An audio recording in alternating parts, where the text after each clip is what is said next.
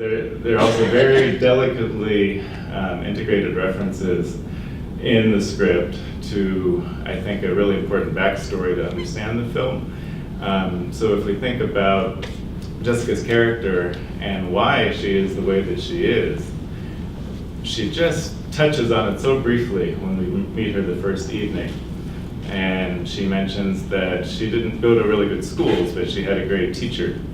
And that teacher taught her to think critically, to question things. And she also drops a reference to that, he had formed this theater group as well. And these are all references to critical pedagogy and theater of the oppressed, things that have come out of Brazil, that if you're familiar with the history of the country, you would catch. If not, you might have missed them, but those are there, dropped into the script. And then the other, I think, figure that's looming very obviously is Oscar Niemeyer, the very famous architect, representative of Brazilian modernism, which is a theme running throughout. And I think what we have here is the emptiness of the public nature of that architectural project, and an emphasis just on style as an empty kind of signifier. And so Jessica sort of is interested in architecture, but with the origin of that which has been lost over time. I guess I'll try and provide just a little bit of context. The first place I went to as an undergraduate in Brazil was Recife, and the accents of the actors you cannot imitate a Recife accent. Clearly the actors are from there. This relationship between the northeast of Brazil, which nowadays is a poor region, set against the modernity of São Paulo, which is sort of constructs itself as the symbol of modernity within Brazil, and also kind of racially distinguishes itself from the Northeast by constructing São Paulo as kind of European and white. This is where many European immigrants came, and the Northeast is characterized as people who are mainly of mixed race and brown. So a history of migration from the Northeast to the Southeast really began with the Northeast suffers from drought and other kind of natural phenomena that lead to migration from the late 19th century up to this day from the Northeast. The friends I met in university all felt like they had to get to São Paulo at some points in their careers, and many of them became successful people in music and theater and journalism. But they all spent a little time, some of them stayed in São Paulo. So São Paulo is seen as this, the place, kind of like New York City. You can make it there, you can make it anywhere. There's a definite regional tension, and these two families that come together reflect those kind of regional tensions. Some Northeasterners are looked down on in São Paulo. Many of them are coming from rural areas. They don't have a lot of education. They perform most of the service work. And the irony is that more Northeasterners live in the city of São Paulo, which is a city of some 20 million people, than live in any cities in the Northeast of Brazil. So that's how this kind of tense relationship exists within this family, because even though they're looked down upon, they're depended upon by these families. And Val, of course, you kind of wonder where that family is going to go without her, because she's everybody's mom, including of the other houseworkers in the households. The other thing I thought that, just symbolically was the pool. I mean, I grew up in Alabama, and anybody who knows the history of segregation knows that public pools were a point of severe contention. Many cities closed down their pools rather than open them to black and white swimmers, right? So this idea that Jessica has somehow kind of polluted the pool, and the mom says there was a rat, and she says, I'm the rat, right? This sort of symbolically, I thought, was really another touch, along with the saucers and cups and other kinds of things that were in there. I didn't prepare anything. It was the first time I saw the movie, so I liked a lot of the way they showed things, and those issues are nothing new especially not for us who come from Brazil. But they were shown in a different light and sort of subverted in a way. So the new generation has kind of defined this order where her mom is appalled that she does not understand the codes. It's not something that you need to learn. You're supposed to know those things. You're supposed to know your place in society and in that setting, the house, etc. Right? And her daughter seems to be oblivious to those things, but at the same time, I feel like she knows, and she is consciously defying them as much as she can. But not in the sense that, they think that she's stuck up, but I think she's just trying to say, I'm not, better or she says that, I guess, in the movie. I don't consider myself inferior or superior to anyone. So I like that part, but I feel like it's really almost a surreal touch, because I don't think she would be that brave, and I don't think she would be, I don't think she would not understand those things and where her mom, is supposed to be. But it seemed like her mom also put on a facade when she went to visit her in the north, so she thought she was a different person. And that's why it's very weird that she's calling her Val all the time, which is, that's not the way you call your mom. In Brazil, you don't call your mom by the first name. I never saw that. I called my mom, Miss. It's like Senora. It's really important. You don't address them by their first name. In general, I didn't think it was a comedy. I feel uncomfortable. It was just very uncomfortable, the situations, right? And I feel like the director did a good job at showing how, even with the best intention, the mom, what's her name, Barbara, is trying to be nice and try to understand that situation, and she accommodates, and she recognizes that Val is more than just a maid, but at the same time, there's limits, right, to what you can do. And so there's that. The social structures are so strong that even the best intent to break them cause embarrassment, and everyone is just feels, it's not that her daughter wanted to stay there. She wanted to get out of there. She's not really enjoying that situation. My take on it has to do with what you were saying. I think Jessica, the main character, the girl that comes to São Paulo, her character really is there to challenge social determinism and racial determinism in a really powerful way, in which these ideas that you're born, you're supposed to know your place the moment you're born. That's what her mom tells her. And she's quite aware of that, but she's also quite aware that that's not the case, that she's there and that she's capable and she's brilliant, so much so that she passes the exam, and she is there to show her mom, but also the upper classes, that she's there and she can achieve what she is set out to do, as long as she has the opportunities, right?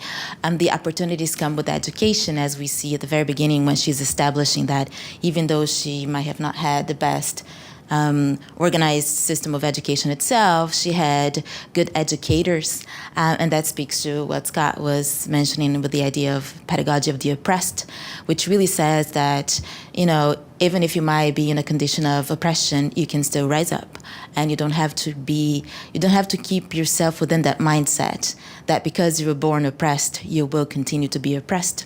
So I think Jessica really challenges that, and she kind of is an embodiment of that, and the fact that the rich family in São Paulo is so shocked that she is smart and that she can think for herself and that she likes to read. Right? And what a surprise. How can you think of someone who's dark-skinned from the Northeast with those kinds of capabilities?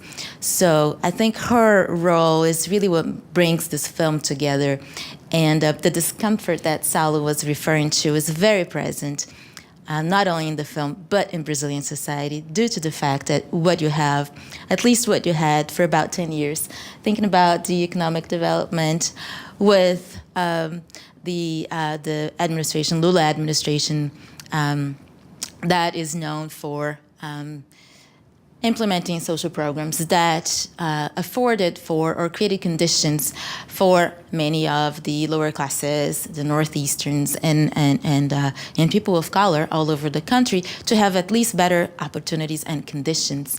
But that creates discomfort, right? When you have the ruling class ruling for so long, and someone shows up saying, well, I can do the same thing that you can, let me show you, there's a little bit of a disconnect there. And then it's very interesting the way in which Barbara deals with Jessica by never really addressing her and saying how much discomfort she causes Barbara, but really trying to get her out of the picture and challenging and questioning her intelligence, and she is capable of achieving what she's, willing to achieve, so much so that in a really, I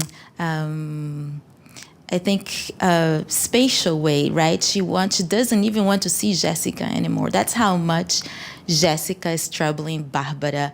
And then again, thinking, I think metaphorically, that's how much the lower classes rising, at least having a little bit of a chance, produce discomfort with, dominant classes that are not really letting go of, privilege and power in such an easy way.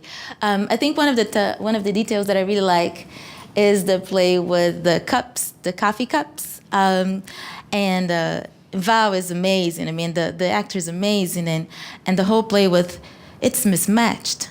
Black goes on a place where the white's supposed to be, but wait, is that how it goes? Is that how it is? So she herself voices some sort of confusion about that. But in the end, she's very sure. We see that she takes that set that, of course, Barbara just simply ignored. It's like, whatever, I'm not going to use this ever. It's so tacky. But Val takes that home, and when she places the cups back on the plate, she's like, black will go on the place where the white is. And this is a different arrangement of the cups, but also a different arrangement of society that is happening and that's being proposed. Yeah, it's very modern in a way that is not the colonial, traditional, subservient way of, the lower brown people of color, lower classes, and people of color being subservient to the order that has been established by white people, colonizers, rich people. And in the end, she's like, we can create a different order. And we are able to do that. And I really like, at the end, the fact that Val, decides that, okay, I'm going to just let go of that family that I have served for so much. Also, I think given the fact that Fabinho goes away, so Val really is like, what am I going to do here, right? I don't really have to stick around anymore. And tells Jessica, come and bring your son home. Let's not repeat the same story, right, that I had to go through to try to give you a better condition. So you can come here and achieve what you're trying to achieve. So in that way, the social determinism there of Jessica having to follow Val's steps and potentially Jorge, who is Jessica's son, having to follow the same or to fall into the same kind of space in which he doesn't have a mother, the best possible conditions for him to be raised are not there. Val is also breaking that, right? When she quits and she supports Jessica, she says, let's change this cycle. Let's work together in a way in which we can create a better future for you, but also for your son. So I think that's very, very powerful. And also the fact that, as we see in the picture, the son is a darker skinned boy. So that is very relevant in that sense too, right? So we are breaking a cycle that has implications socially and racially. I do want to open it up to questions of the audience. One thing I'd like to mention, and here's some responses to maybe Peter, you might have an opinion on this, and Leonora touched on it as well, but I wanted to say at the beginning, I mentioned that this film is a few years old, so it's made in 2015 or released in 2015, and so as Leonora was mentioning, the political context is very different at that time, and so I think we have a happy ending at the end of the film. That very much, I think, can be read as this optimistic message that accompanied the Lula and Dilma administrations, the social programs that were put in place. And it's very hard, I think, to imagine having this kind of ending now after what's happened and transpired in Brazil. And so I'm just wondering if you've had any thoughts or ideas about that, how this film fits into the current political situation in Brazil. I was in Brazil for half of 2015, half of 2016, so I got to see the impeachment, which was unlike anything I've ever. Bars in Recife were advertising, "Come watch the impeachment with us," and they were putting it on the TV, and it was so every representative got up and made a short speech before they voted, and some of the things that were said were absolutely disgraceful. I know our discourse has gone to hell too, but it was really kind of sad to see. And of course, as you were saying, one of the major reforms to address inequality that was put in place by Lula's administration, who, by the way, is also originally from Pernambuco and migrated with his family to São Paulo, so there's even some kind of parallels with politics and that family itself. But the major reform is that now poor people and people of color have greater access to higher education. And of course, the university is USP, which is kind of the Harvard of Brazil. So once you get into a federal university, however, tuition's free. And most upper middle class kids take courses after they go to school to cram for these exams. And ironically, most poor students who get to go to university have to pay tuition to go to a private university. So there's a kind of a perpetuation of inequality that system had set up that has been challenged. And that's one of the tensions that, for a Brazilian audience would be very palpable, because there are a lot of sectors in Brazilian society who are uncomfortable with this, and you can feel that in the impeachment and the new policies that the Temer administration has been embracing. Great. Let's go ahead and take questions from the audience. There's a question right here. Hello. I thought the film was fantastic, and as a critical race scholar, I thought it was absolutely speaking to the racialization process and the intersectionality of race, class, gender, and so I thought it was beautifully done, especially as just doing media analyses with this type of work. And in that light, I was thinking about the images of stairwells. So like at the beginning, there was like a zigzag stairwell, and then the yellow, repetitive one. So I kept thinking, like, what exactly is that? And thank you, it was beautiful. Yeah, I think I also paid attention to that, and it's really interesting to think about what going up and down the stairs would mean. We're thinking here maybe potentially, social mobility. Is that achievable? Is that possible? But it's also interesting to see that when they go to the school, the architecture school, Faculdade de Arquitetura, it's empty. It's probably a vacation. It's a break, right, during the break where they have all the entrance exams. So there's no one there. So you have a clear view of that, and you have that, that slow ascendance of Jessica, accompanied by the other two, but there's the zigzag, right? And that got me thinking, that specific scene, something that I was kind of grappling with, which is that idea of this kind of ghost figure of Niemeyer and architectural modernism in Brazil, which is revered as one of the most exemplary successes in terms of producing modernist architecture, but that is a failed project in terms of what it's supposed to mean socially. The idea is that that kind of modernist architecture would be constructed for and to serve the people. But when you get to a place like Brasilia, which is a city built by Black and brown poor folks from the Northeast, it's impossible. There is no sidewalk, right, on the city. It's monumental, and that's it, right? So you have the folks that built the city and that ended up staying there, living in the outskirts with very little resources. But then Niemeyer in architecture is present throughout the film, either in the imagery, right, when they go to Edifício Copan, which is also designed by him, Faculdade de Arquitetura. They are always they talk about Brasília. There is at one moment when Jessica asks for the ice cream, and Val is like, I cannot believe that she's doing that, right?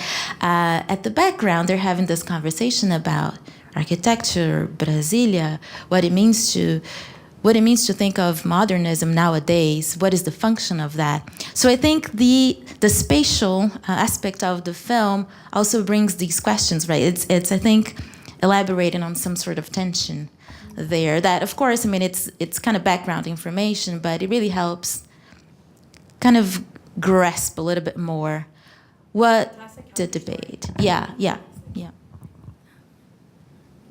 Could you talk a little bit about gender and especially the sexualization of Jessica by both the father and the son, and more specifically by the father?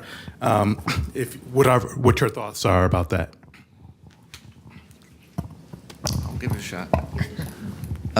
Yeah, I mean, the historical backdrop to a lot of the film, too, has to deal with what Brazilians call the mãe preta, right? Which, in the days of slavery, was the woman who took care of the master's children.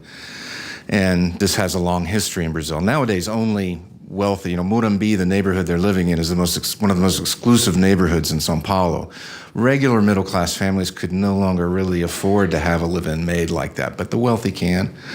And of course, if you go back and read the classic sociologist Gilberto Freire, who talks about this sort of extended family that includes not only the master, but his slaves, and some of his slaves are often concubines of the master. Maybe what they called the señor moço, or the young master, would also have sexual relations with this in-house help. That has a long history in Brazil, and that's another inequality. The other thing about gender that I think is interesting is it's the women who are moving.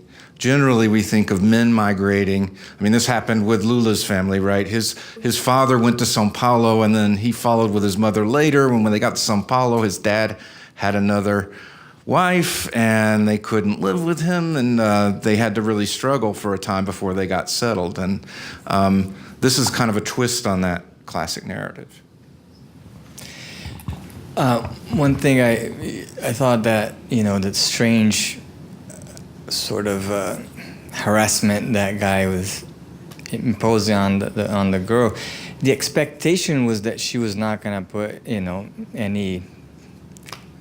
she would not going to resist because of her position. So he takes for granted. So it's even more than gender. Obviously, gender.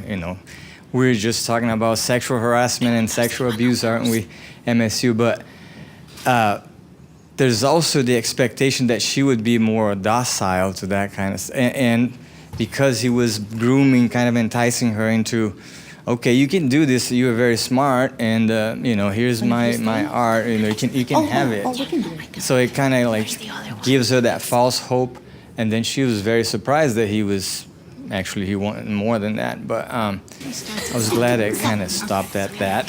But it was a good commentary. I think you want to say more. Yeah, just to complete what you're both saying, I think the idea of the trade-off, I'll give you my painting, right? And then she resists, and she's like, I think you misread this whole situation, right? Even though I'm interested in your intellect, I thought you respected my intellect. And that's not what we see. So she's an object of desire, I think, for him. I think for Fabinho, she's more of an antagonist in the sense that how can she be smarter than me? So I'm going to make sure that I get all the love that I can from Val, given that Jessica has been absent for so long. So there is that kind of competition that is established there. So in a way, he approaches her more of as a competition, I see, but a competition that can be, again, subdued.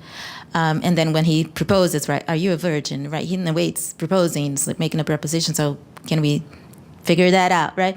But I think with José Carlos, he's a very interesting character that, he sees Jessica as an object of desire, not only for the fact that she's a young girl, that she is the daughter of the maid, and referring to this idea, Brazilian scholar Abdias do Nascimento refers that really clear to, the rape of black women since, the history of the beginning of slavery everywhere. So that is, a direct reference to that. So the expectation that she would simply go along with, and going back to what Saulo is referring to, his position of power, right? Sexual harassment and taking advantage of her position as someone who doesn't have as much power as he does, given that she lives in his home.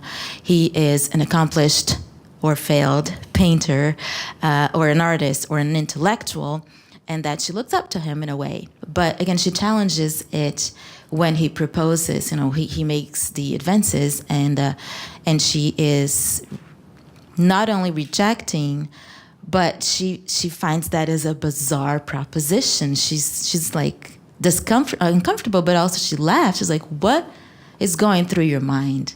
What makes you think that this is something that could even happen?" Right? I mean, I think I hear or I see her discomfort a lot, like she's puzzled by that, which speaks again to her, the way in which she sees herself, and as someone that doesn't have to be following the same social orders that have been established, and that goes also to gender categories or expectations that have been established, right?